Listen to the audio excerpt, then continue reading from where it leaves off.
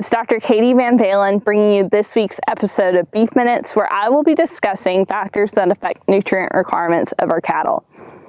There are many factors that go into determining the nutrient requirements of cattle, including sex, age, stage of production, and the environment. When it comes to meeting the nutrient requirements of our cattle, we must first meet those maintenance requirements. That is the amount of nutrients required to achieve a no net loss or a gain of energy for tissue use. If we think of meeting the nutrient requirements of cattle kind of like a pyramid, maintenance would be the bottom level or the foundation.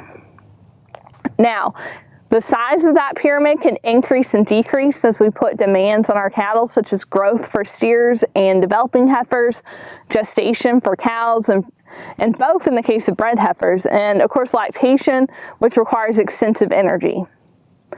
Now, what if we have cattle that maybe are not in the most ideal body condition? Well, now we have another level on that pyramid where additional nutrients are going to be required to achieve an improved body condition. Now, add on impacts of the environment on top of that, and we start to get a more clear picture of the nutrient requirements of our cattle. The environment can impact nutrient requirements of the cattle, especially as we move into the winter months.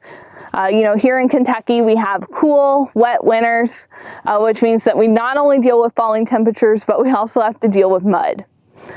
Research looking at the effect of hair coat on the lower critical temperature of cattle, that is the lowest temperature at which they don't need to expend energy to maintain body temperature, shows that cattle with a wet hair coat had a similar lower critical temperature to cattle with a summer hair coat, and that temperature was about 60 degrees Fahrenheit.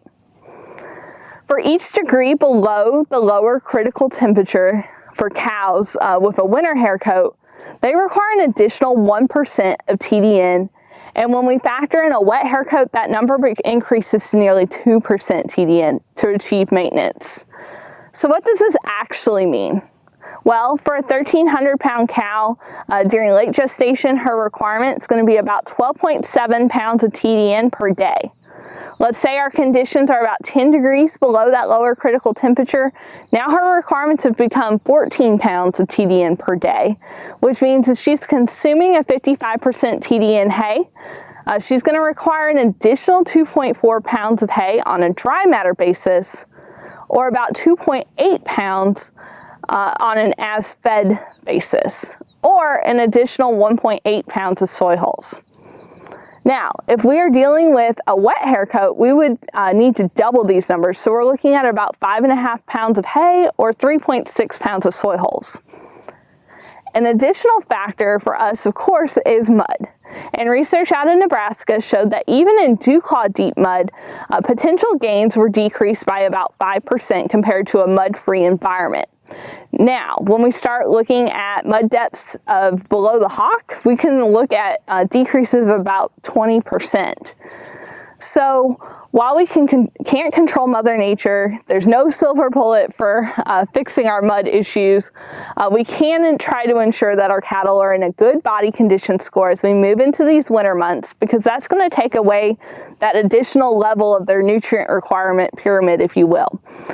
So again, we want to make sure they're in good body condition score as we come into the winter months when Mother Nature may be working against us, so that way we don't have to overcome that additional nutrient requirement to be able to maintain performance of our cattle. So that's been this week's Beef Minutes, and we look forward to seeing you again next week. Thank you.